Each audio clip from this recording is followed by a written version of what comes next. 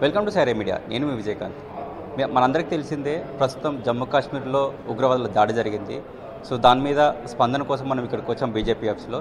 Sir చెప్పండి sir, ఈరోజు చాలా దారుణమైన విషయం 20 మందిని చంపడం అంటే.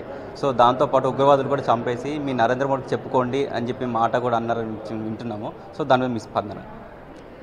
ఇది పూర్తిగా భారతదేశం మీద హిందువులపైన జరిగినటువంటి దాడి, అమానుషమైనటువంటి, కనీసము ఒక ప్రాంతం కాదు, ఒక భాష కాదు, ఒక కులం కాదు, మతం ఆధారంగా జరిగినటువంటి దాడి, హిందువులపైన జరిగినటువంటి దాడి. ఏదైతే ఆత్మ ఉందో దేశానికి, భారతదేశానికి ఆత్మ ఏదైతుందో హిందుత్వం, దానిపైనటువంటి దాడిగా మేము భావిస్తూ ఉన్నాం. కాబట్టి ఉగ్రవాదాలకు మతం లేదు, కులం లేదని మాట మాట్లాడుతున్నారు కదా, ఖచ్చితంగా ఇస్లామిక్ తీవ్రవాదం ఇది. ముస్లిం మతమౌఢ్యమే హిందువులపైన దాడి చేసింది. కాబట్టి దీంట్లో వేరే అటువంటి ఆలోచన లేదు.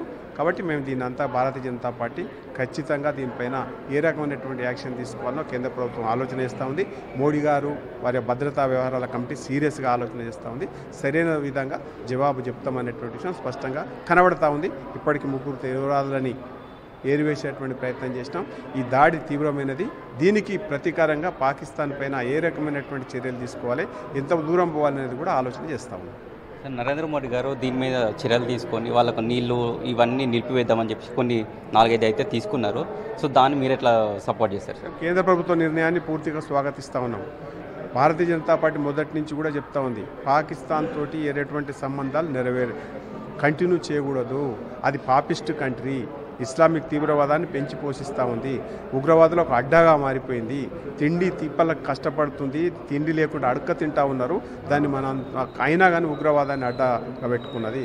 కాబట్టి మేము దీన్ని తీవ్రంగా వ్యతిరేకిస్తూ ఉన్నాం. దీన్ని పూర్తిగా మేము ఏంటంటే ఖచ్చితంగా రాబోయే కాలంలో ఇంతకంటే కఠినమైనటువంటి చర్యలు తీసుకోవాలి పాకిస్తాన్ మీద.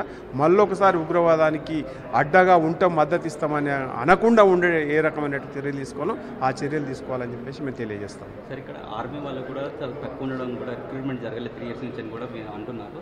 మరి అది ఈ సంవత్సరం అనేది జరిగేది లేదు. ఆర్మీ రిక్రూట్మెంట్ అనేది ఇవాళ వేరే రూపకంగా జరుపుతూ ఉన్నారు.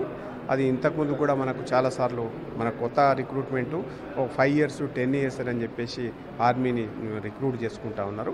దాని పద్ధతి ప్రకారమే చేసుకుంటున్నారు. ఆర్మీ ఎక్కడ కూడా తగ్గలేదు.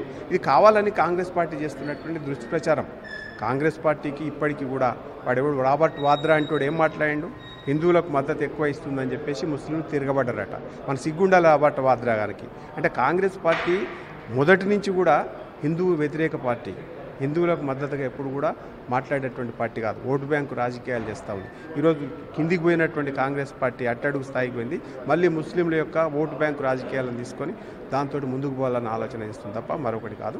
ఈ నీచమైనటువంటి కాంగ్రెస్ పార్టీ చెప్పే మాటలన్నీ అబద్ధాలు. కొంతమందితో ఆ రకమైనటువంటి విషయాలు చెప్పించేటువంటి ప్రయత్నం చేస్తూ ఉంది. ప్రభుత్వాన్ని బదనాం చేయాలని చెప్పేసి ఆలోచన చేస్తూ ఉంది. కానీ ప్రజలందరికీ తెలుసు ఏం జరుగుతుంది దేశంలో, ఎవరైతే దేశాన్ని రక్షిస్తారో, ఎవరైతే హిందువులను రక్షిస్తారో అనేది స్పష్టంగా తెలుసు. కాబట్టి మోడీ గారు సరైన సమయంలో సరైన నిర్ణయం తీసుకుంటారు. ఏ నిర్ణయం తీసుకున్నా స్వాగతిస్తాం. పాకిస్తాన్కు వ్యతిరేకంగా ఖచ్చితంగా యుద్ధమైనా సరే వెనుకకు పోయేది లేదు, ఎన్ని కష్టాలు వచ్చినా వెనుకకు పోయేది లేదు. ఈసారి పాకిస్తాన్కు ఉగ్రవాదులకు బుద్ధి చెప్పాల్సిందే, సరైన రీతిగా సమాధానం చెప్పాల్సిందే అని చెప్పి ప్రజలు కోరుకుంటారు, భారతీయ జనతా పార్టీ కోరుకుంటుంది, నరేంద్ర మోడీ గారి ప్రభుత్వం కోరుకుంటాం. ఈ కాశ్మీర్లో జరిగిన ఉగ్రదాడి మీద మన బీజేపీ నాయకులు చెప్పిన సమాధానాలు మీరు విన్నారు కదా. ఇలాంటి మరిన్ని వీడియోస్ కోసం చూస్తూనే ఉండండి సైరా మీడియా.